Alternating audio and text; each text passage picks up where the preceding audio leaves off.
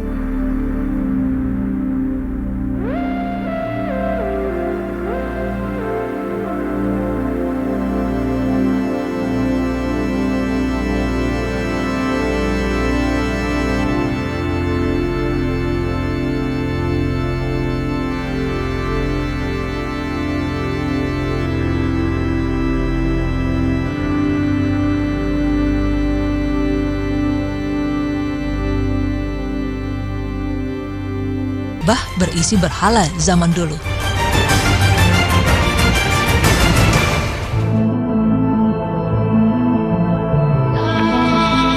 Bagian pertama adalah salah satu rukun atau sisi Ka'bah al-Musyarrafah. Tampak di bagian atas terdapat bagian kain kiswah yang dipergunakan khusus untuk melapisi bagian tersebut. Bagian kedua, terdapat lemari di dalam Ka'bah. Posisi lemari ini tepat berada di depan pintu Ka'bah jika dilihat dari bagian dalam. Di atasnya biasa diletakkan alat pewangi dari asap kayu gaharu yang khusus untuk mengharumi ruangan Ka'bah. Biasanya hal ini dilakukan setelah prosesi pencucian Ka'bah.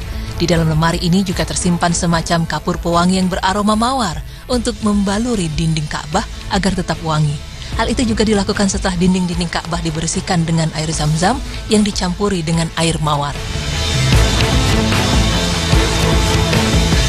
Bagian ketiga ini adalah tempat sholat Rasulullah SAW ketika beliau memasuki Ka'bah. Raja-raja, gubernur-gubernur Mekah Al-Mukarramah atau tamu kerajaan selalu sholat di tempat ini sebelum memulai prosesi pencucian Ka'bah. Mungkin setelahnya kita berharap bisa menjadi orang-orang yang bisa ikut sholat di tempat ini. Bagian keempat merupakan bagian kecil di dinding Ka'bah berupa batu tertentu. Posisinya menghadap tempat sholat tadi. Pada batu tersebut tertulis kalimat La ilaha illallah Muhammad Rasulullah.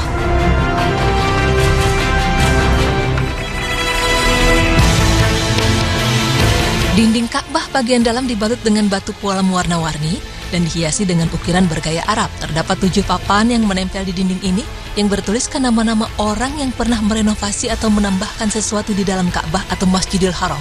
Dikatakan bahwa tembok Sadzarwan adalah bangunan tambahan pada Ka'bah yang dikerjakan oleh kaum Quraisy. Menurut mazhab Syafi'i dan Maliki, tembok Sadzarwan termasuk bagian Ka'bah sehingga jamaah haji yang bertawaf harus berada di luarnya. Pendapat sebaliknya dikatakan oleh mazhab Hanafi. Menurut mereka, tembok Sadzarwan bukan merupakan bagian Ka'bah. Adapun mazhab Hambali memilih berada di antara dua pendapat di atas. Menurut mereka, menjauhi tembok itu sangat dianjurkan, tetapi seandainya jamaah melakukan tawaf di dalamnya, maka tawafnya tetap sah dan tidak sampai rusak. Namun yang jelas, belum diketahui secara pasti kapan pertama kali tembok Sadzarwan dibangun. Setiap kali Masjidil Haram dipugar, tempat-tempat di sekitarnya juga dipugar. Tembok Syazarwan mengalami pemugaran pada tahun 542 Hijriah, 636 Hijriah, 660 dan 1010 Hijriah.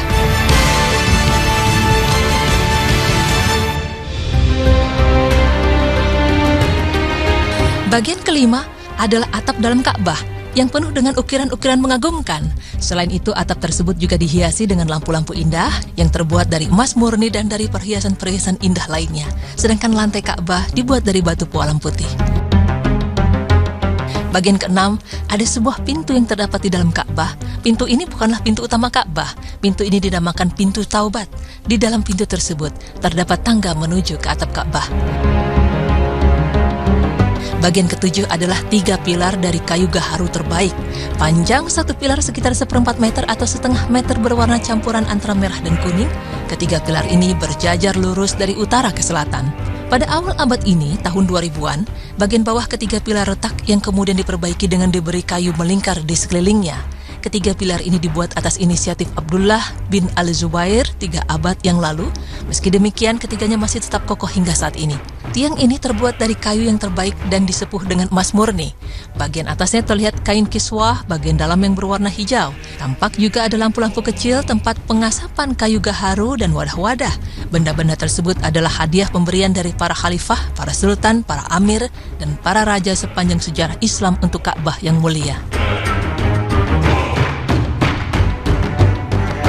Pemirsa beriman, terbukti sudah bahwa isi dalam Ka'bah tidak seperti yang dituduhkan oleh kaum perusak Islam. Adapun Ka'bah hanya sebagai simbol atau tanda agar kita sholat menghadap kepadanya, sehingga ketika beribadah kita serempak hanya menuju ke satu arah saja. Jadi ini bukanlah berarti kita menyembah Ka'bah, sebab kita tetap menyembah Allah, hanya saja menghadap ke arah kiblat, yaitu Ka'bah.